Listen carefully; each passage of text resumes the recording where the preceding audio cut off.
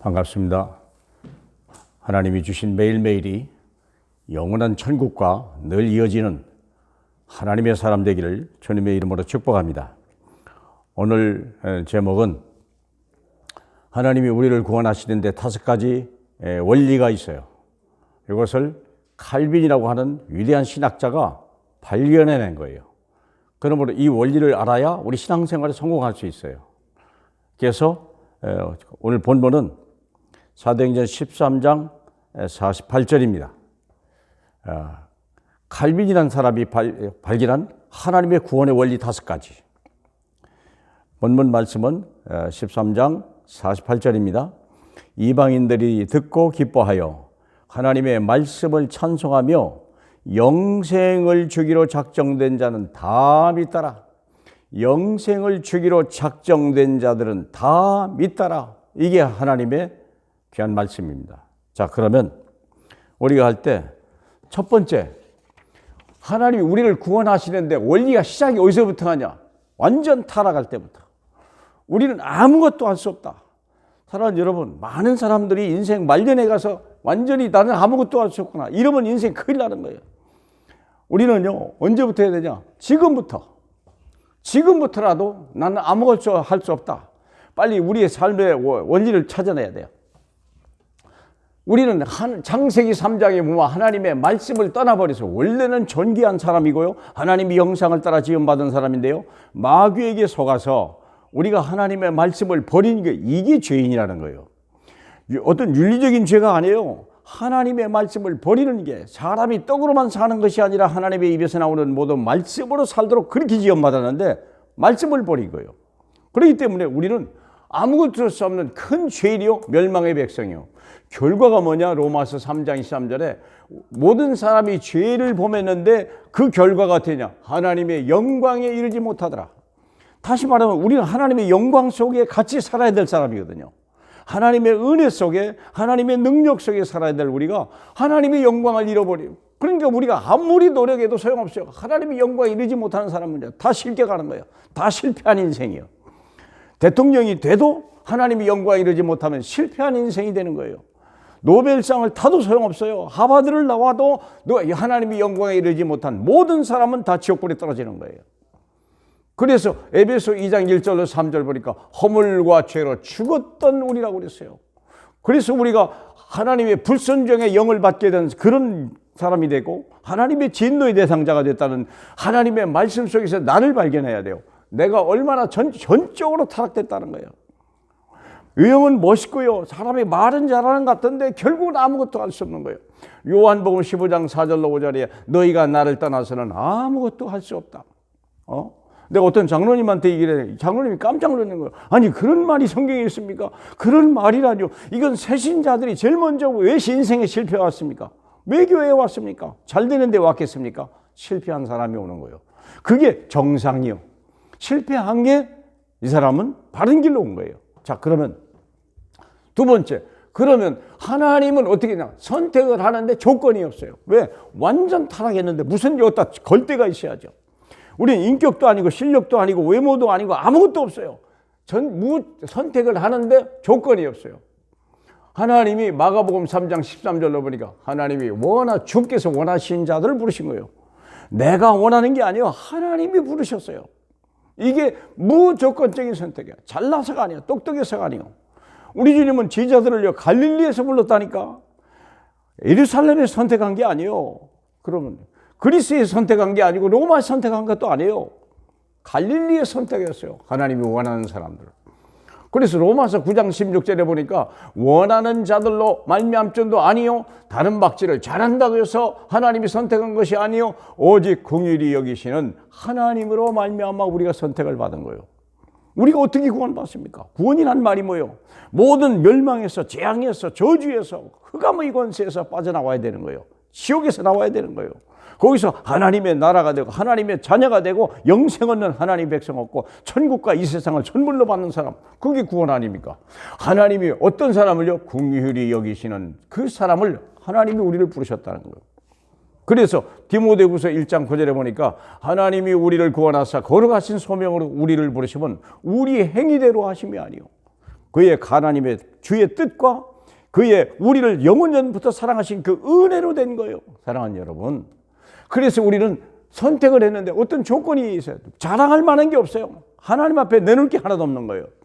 그러면 무조건 선택했는데 아무나 죄사함을 받냐? 천만의 말씀이요. 극히 드물어요. 구원받는 사람은요. 하나님이 구원받기로 작정된 사람이 누구냐? 여기 요한복음 4장 26절에 보니까 사마리아 여인이요. 대낮에는요 뜨거워서 아무도 가지 않는, 이게 이 여인도 인생에 실패한 사람이에요. 결혼을 6번이나 하고요. 이런 실패한 여성이 어디 있어요? 물을 길어야 되는 거예요. 근데 이 삶이 저주스러우니까요 창피한 거예요. 남 만나는 것도. 새벽에 나가고 서늘할 때 나가고 해가 질 때 나가서 물을 길어야 되는데 아무도 뜨거운 날이 없는데 그때 물 길러 오는 여인을 주님이 찾아간 거예요. 하나님이 이 여인을 선택하려고 많은 사람 중에 선택한 게 아니에요. 한 사람, 저와 여러분이 어떻게 구원받았냐.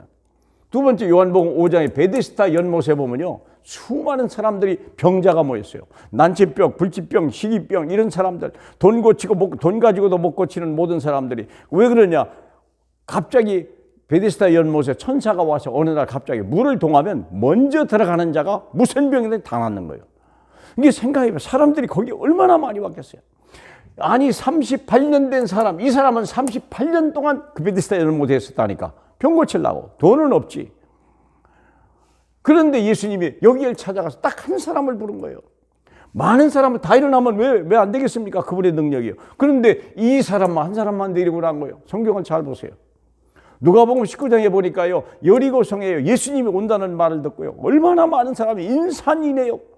키가 적은 삭개오라고 하는 사람은요 뒤에서 볼 수가 없으니까 뽕나무 올라갔는데 거기서 주님이 바라본 거예요. 삭개오야 내려오라. 내가 오늘 네 집에 유해야 되겠다. 보세요. 발필 많은 사람인데 한 사람 구원받았다니까. 저와 여러분이요 이건 막 수십만 분의 1이요. 경쟁률이요. 거기서 우리가 구원받았어요. 누가복음 4장 25절 27절에 보니까 엘리야 시대에 과부가 많았지만 사르밧 한 사람이었고, 엘리야 시대에 수많은 문둥병자가 있었지만 수리아 사람 나만밖에 구원받지 못했다는 거예요. 사랑하는 여러분, 저와 여러분이 예수 믿는다는 건요 이건 하늘의 별보다 어려운 거예요. 내낮에 벼락 맞는 것보다 더 어려운 거예요. 그걸 우리가 선택받은 거예요. 제한적 사죄라는 걸 아셔야 돼요. 그러면 한 번 선택을 받으면요 불가항력적인 하나님의 은혜요. 에베소 2장 8절에 그의 은혜로 인하여 믿음으로 구원을 받았으니. 믿는 것도 내가 믿음이 아니고 하나님의 은혜와야 믿어요. 믿어야 구원을 받죠. 그래서 너희가 난 것 아니요 하나님의 선물이라.